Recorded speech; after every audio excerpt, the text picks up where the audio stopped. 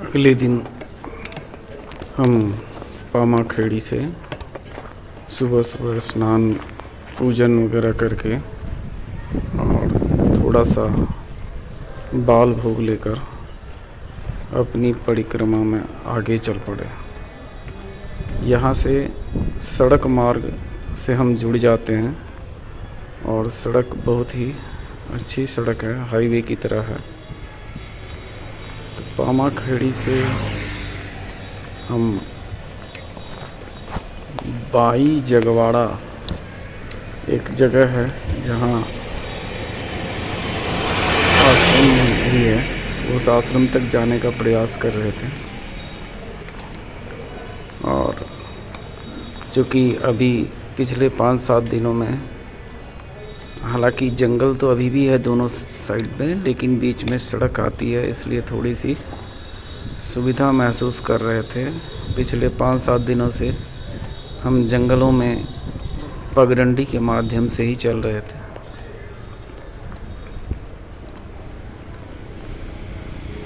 रास्ते में धर्मेश्वर एक बहुत ही तीर्थ है, कहा जाता है कि पांडवों ने ही इनकी प्रतिष्ठा की थी। तो धर्मेश्वर में हम रुके और धर्मेश्वर मंदिर में धर्मेश्वर महादेव के दर्शन किए और फिर वहाँ दिन का भोजन प्रसादी भी पाई। धर्मेश्वर बहुत ही सुंदर विशाल जगह है जहाँ परिक्रमा वासियों के लिए भोजन की सुविधा होती है और यहाँ सही में भोजन की गुणवत्ता और जायका वगैरह बहुत ही सुंदर दिखा। बहुत कुछ ही जगह ऐसे होते हैं जहाँ इन चीज़ों का ध्यान परिक्रमावासी के लिए दिया जाता है। यहाँ धर्मेश्वर महादेव के प्रांगण में पीछे से कुछ कमरे बनाए गए हैं जहाँ परिक्रमावासी के रुकने के लिए स्थान है।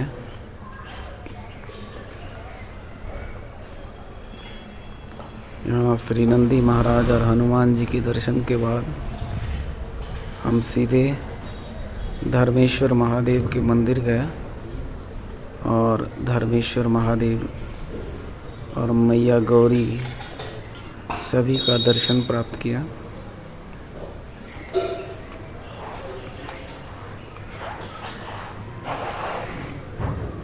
नर्मदे नर्मदे।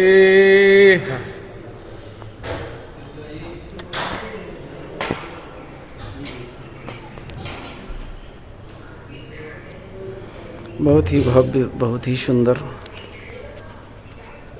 जिस वक्त हम पहुंचे थे उस समय भीड़ बिल्कुल नहीं थी, क्योंकि दोपहर का समय था।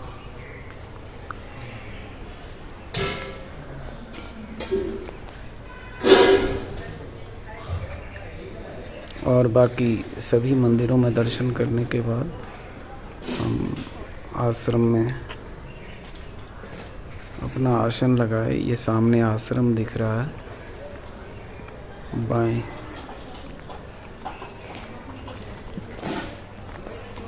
नर्मदे हर।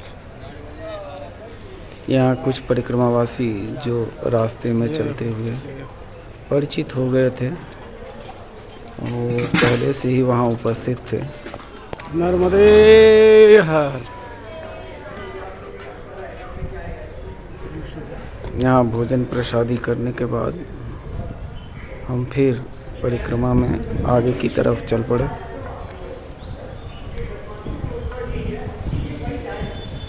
और ये सत्य गुरुदेव संत सिंगला जी महाराज का एक आश्रम है, लेकिन मैं यहाँ नहीं रुका था क्योंकि ये बहुत करीब था। इसके आगे एक छोटा सा आश्रम है, ये बाई जगवाड़ा कहलाता है। छोटा सा आश्रम है, लेकिन उनकी व्यवस्था बहुत ही बढ़िया थी। हमने यहीं रात्रि विश्राम किया, भोजन प्रसादी पाई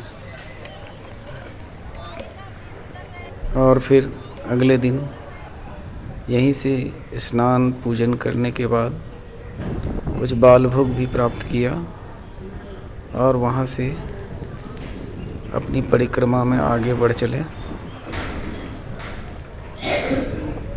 यहाँ से लगभग 20-25 किलोमीटर के आसपास मिर्ज़ापुर इमली घाट एक जगह है, वहीं तक जाने का आज का हमने प्लानिंग की थी। रास्ते में नामनपुर एक जगह है जहाँ एक आश्रम है।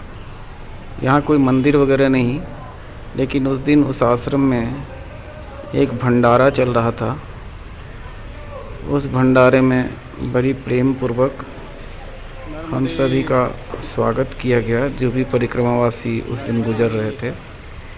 और काफ़ी भीड़ थी, दूर दूर से भी लोग, गाँवों से लोग आ रहे थे भंडारा खाने के लिए। तो हमने भी दिन का भोजन प्रसाद यहीं पाया और फिर अपनी परिक्रमा में आगे की ओर चल पड़े। नर्मदे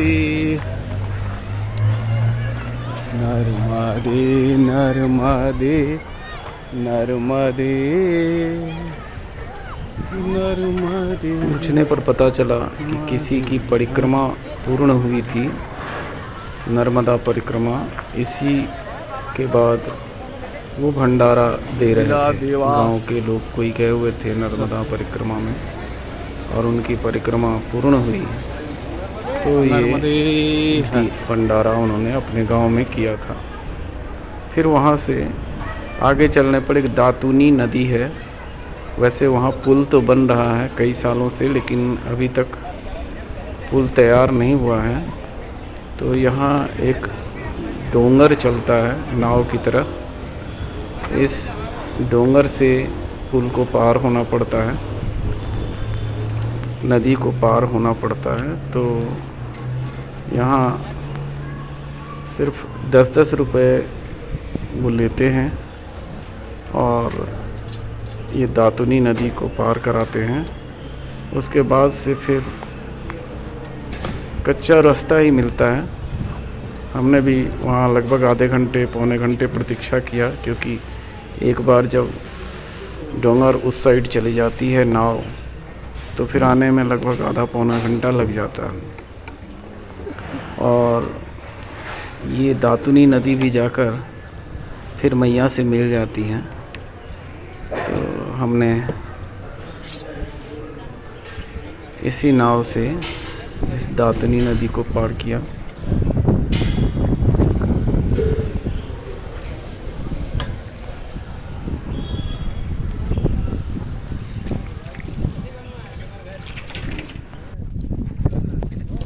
और कुछ देर आगे चलते हुए हमें इमली घाट, जो मिर्ज़ापुर का है गांव है, वहाँ एक बहुत ही सुंदर मंदिर माँ नर्मदा का और भोलेनाथ का मिला। और इस गांव की साफ़ सफाई देख कर के भी हम दंग हो गए थे। बहुत ही सुंदर, लेकिन गांव से थोड़ा दूर, लगभग 2-1.5-2 किलोमीटर दूर एक मंदिर बिल्कुल मैया के तट पे स्थित है। यहीं हमने रात्रि का विश्राम लिया और भोजन प्रसाद वगैरह पाई, भोलेनाथ का दर्शन किया, मैया नर्मदा के दर्शन, उनके मंदिर का भी दर्शन, और मंदिर के ऊपर से साक्षात माँ नर्मदा का तट दिख रहा था। बहुत ही सुंदर, बहुत ही भव्य और बहुत ही व्यवस्थित ये मिर्ज़ापुर इमली घाट का ये मंदिर है। यहीं हमने रात्रि विश्राम किया। इस मंदिर के एक बाईं तरफ हनुमान जी का भी एक मंदिर है। तीनों के वास्ते जा दरबार अब नहीं है, या तो दयालु मेरी त्रिदीनता नहीं है, या दीन की तुम्हें दरबार अब नहीं है। पाते थे जिस हृदय से आश्रय अनाथ लाखों, क्या वो हृदय दया का भंडार अब नहीं है, जिससे कि विधि सुदामा मैं लोक पा गया था, क्या कुछ उदार था में सार अब नहीं है। दौड़े थे द्वारिका से दौड़े थे द्वारिका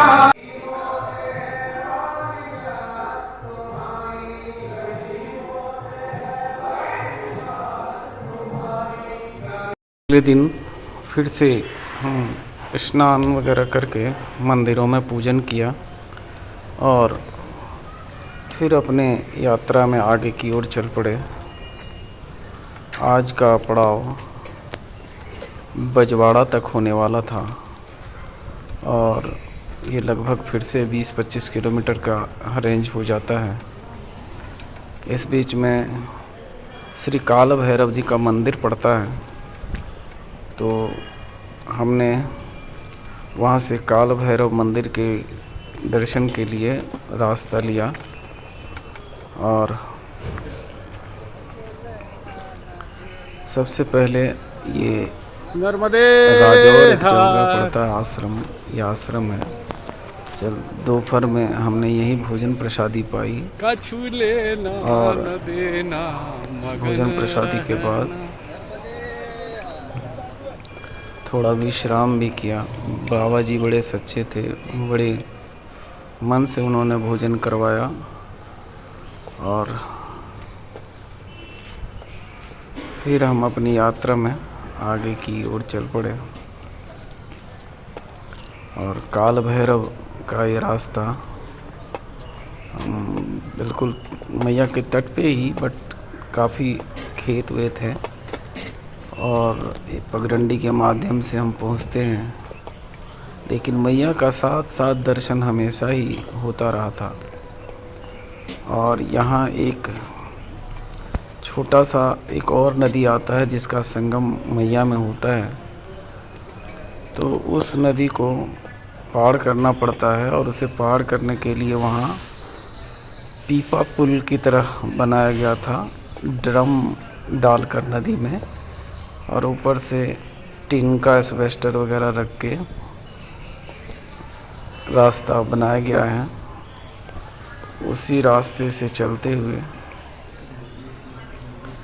हम काल भैरव संगम मंदिर नदी है। को पार करके और फिर चढ़ाई करते हैं ऊपर काल भैरव के मंदिर जाने के राजौर लिए। से हम लोग निकले हैं।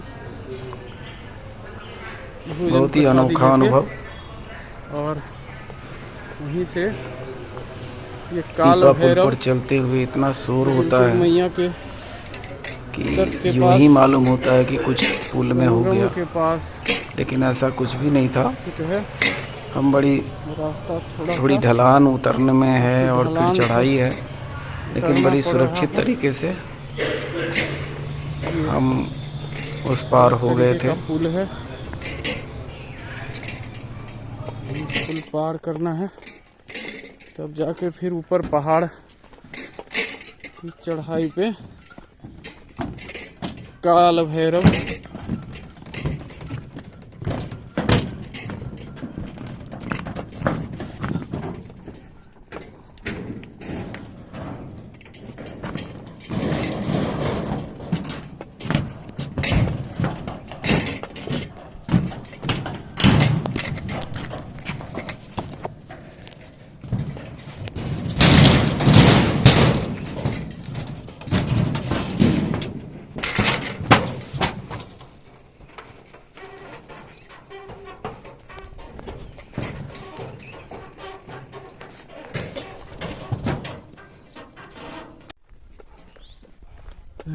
भोलेनाथ हर हर महादेव। फिर आगे चलते हुए हम काल भैरव मंदिर पहुँचे। पहले वहाँ शिव जी के दर्शन किए, शिव मंदिर का, और फिर वहीं, क्योंकि काल भैरव का मंदिर अभी फिर से रेनोवेशन चल रहा है, नया मंदिर उस जगह बनाया जा रहा है। तो ये मंदिर देख रहे बनते ही, लेकिन मंदिर प्रतिष्ठित मूर्ति वही है। वहीं जाकर श्री काल भैरव जी के दर्शन किए, साष्टांग किया।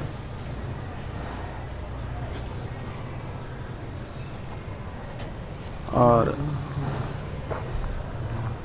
मंदिर में पूछकर, उन्होंने चाय के लिए पूछा था मंदिर के जो पुजारी थे, तो चाय वगैरह लेकर फिर हम आगे अपनी यात्रा में आगे बढ़ चले। और रास्ते में एक मंडलेश्वर गांव आता है, तो मंडलेश्वर गांव में जैसा कि हम सोच रहे थे कि वहाँ कोई आश्रम होगा, लेकिन मंडलेश्वर में ऐसा कुछ नहीं मिला।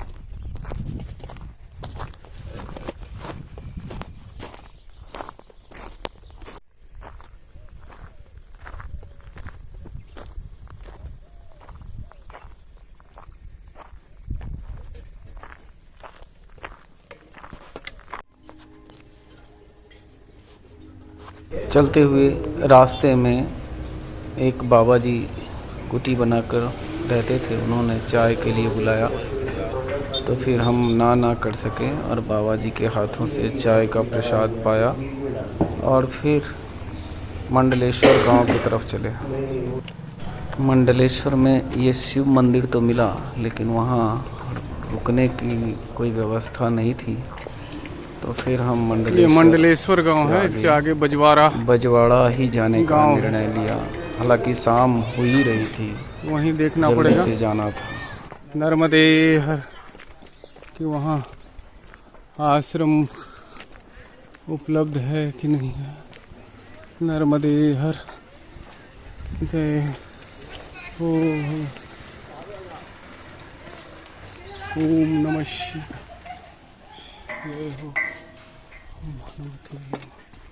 हनुमते नमः।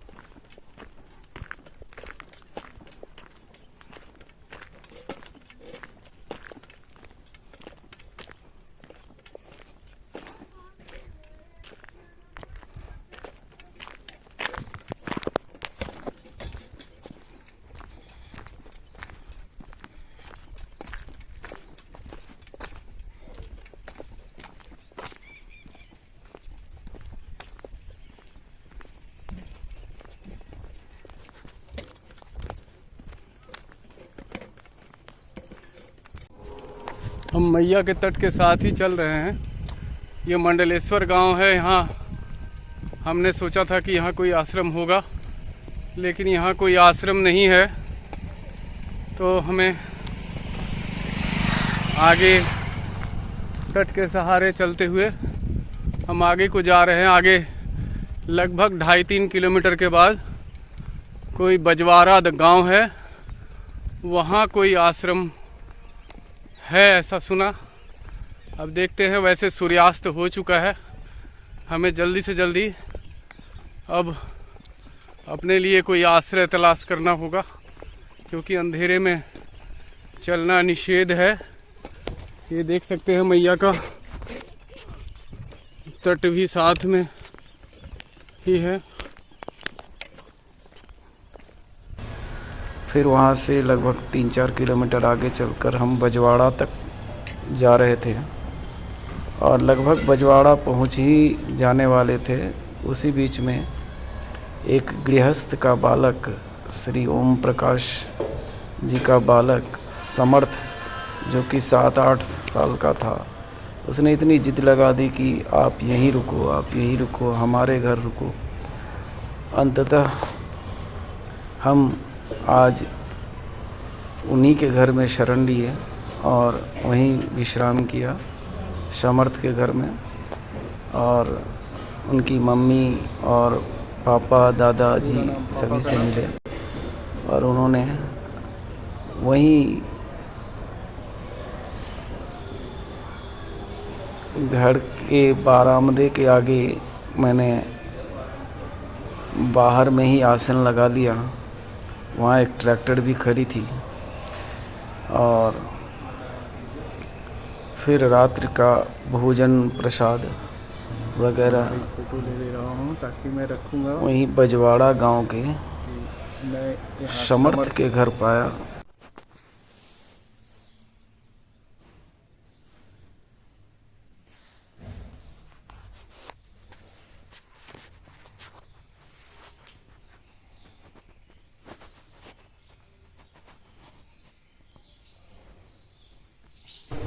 अगले दिन थोड़ा लेट से ही हमने स्नान पूजन किया और परिक्रमा में वहाँ से आगे चल पड़े।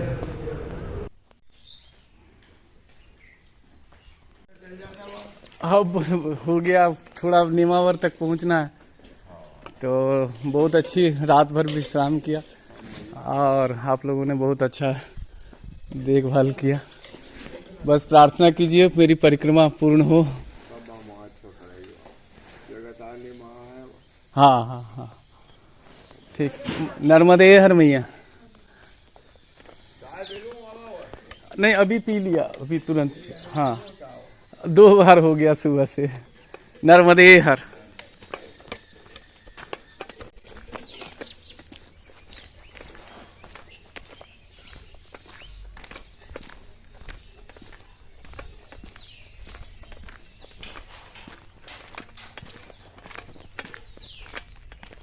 वहाँ के बाद हम सबसे पहले बजवाड़ा के आश्रम में पहुँचे, जो कि छोटा सा एक आश्रम है, लेकिन है मैया के बिल्कुल तट पे।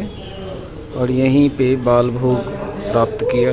एक बार मैया के तट पे भी जाकर माँ को प्रणाम कराया और फिर हम वहाँ से नेमावर आश्रम के लिए अपनी परिक्रमा में आगे बढ़ चले।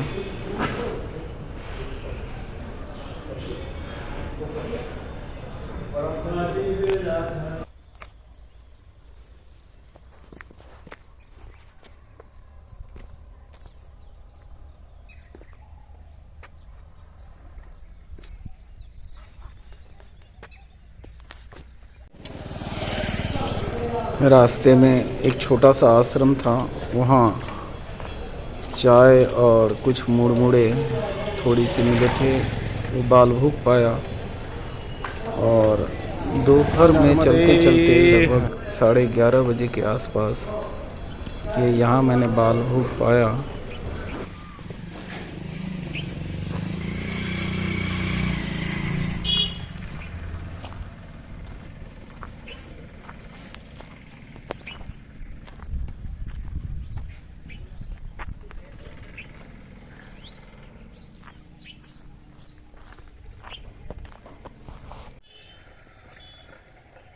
ये ग्राम नवाड़ा है, हमें महाराज जी सेवाश्रम। एक बड़े ही सिद्ध संत जो थे नीब करोली बाबा, उनका आश्रम मिला। बहुत ही छोटा लेकिन बहुत ही व्यवस्थित, बहुत ही सुंदर। उनके आश्रम पे हमें रोक लिया गया। ये है वो आश्रम, महाराज जी सेवाश्रम। और बाबा ने रोक कर कहा कि आप यहाँ भोजन प्रसादी कर लो। बहुत ही आनंद आया। और उसी तरह से जब मैं अंदर आश्रम के अंदर गया, आश्रम बहुत ही व्यवस्थित था। और यहीं दोपहर में भोजन प्रसादी पाकर थोड़ी देर आराम हमने किया यहाँ। और फिर आगे माता के नाभि कुंड नेमावर की परिक्रमा में आगे बढ़ चले।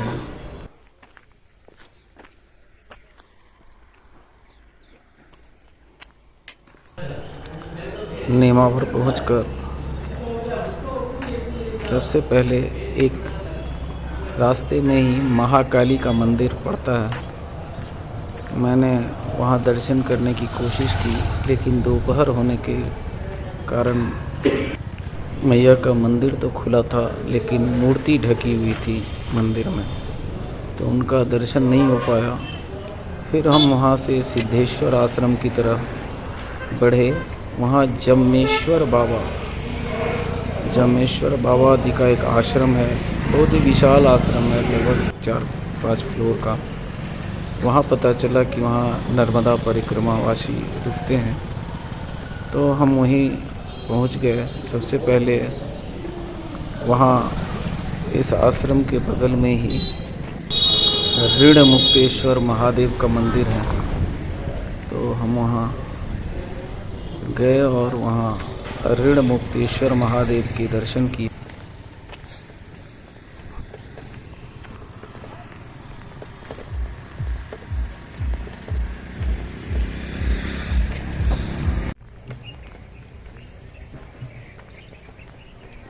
ये सामने जो दिख रहा है, यही जम्मेश्वर बाबा का आश्रम है। और इसी आश्रम में मैं रुका था। ये जम्मेश्वर बाबा का नर्मदे और यहाँ बगल में कोई पूजन चल रहा था ऋण मुक्तेश्वर मंदिर में। नर्मदे हर बाबा।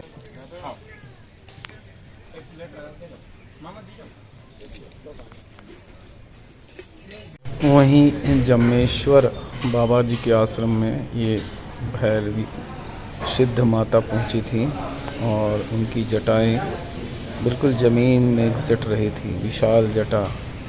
हमने माता जी को प्रणाम किया और उनसे आशीर्वाद मांगे, और फिर वो थोड़ी देर में ही वहाँ से चली गई। बहुत ही सिद्ध माता हैं। और उसके बाद हम सिद्धेश्वर महादेव के मंदिर गए। सिद्धेश्वर महादेव के दर्शन किए और मैया नर्मदा का भी दर्शन किया।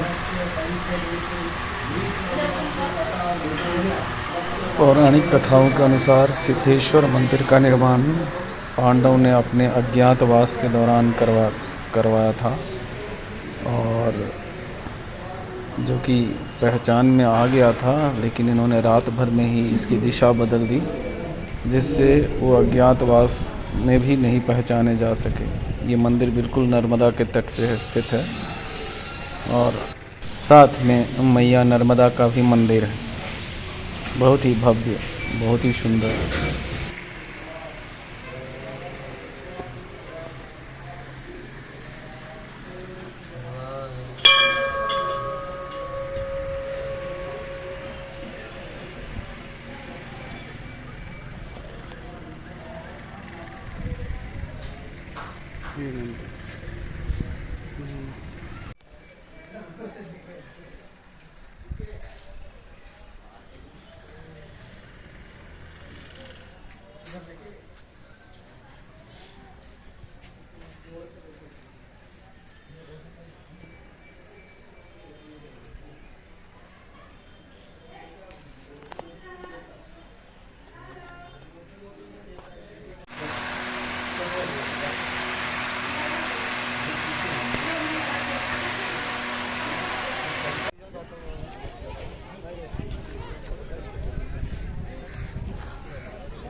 यहीं मैया के तट के साथ जम्मेश्वर जो आश्रम है, उसी आश्रम में मैंने रात्रि की भोजन प्रसाद पाई और विश्राम किया।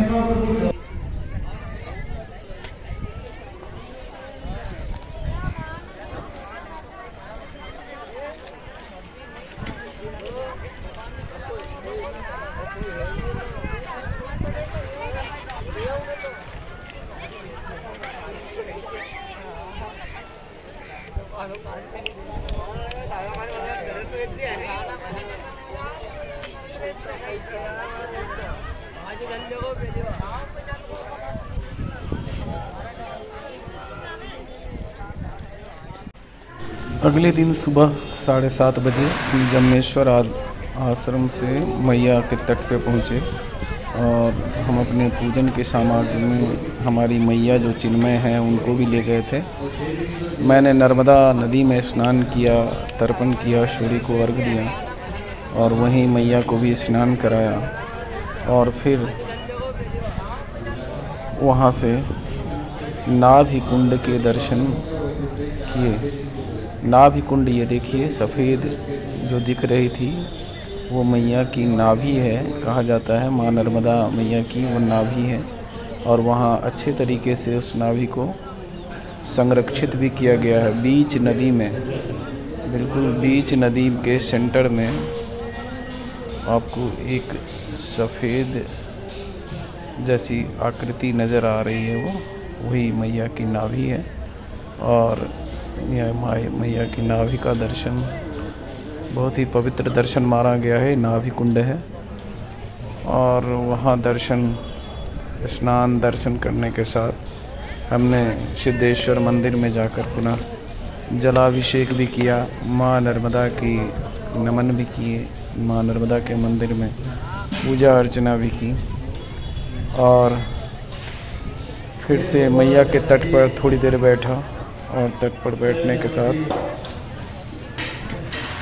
भगवान भोलेनाथ और मैया पार्वती की पुनः दर्शन किया और फिर हम आज आश्रम जा रहे हैं।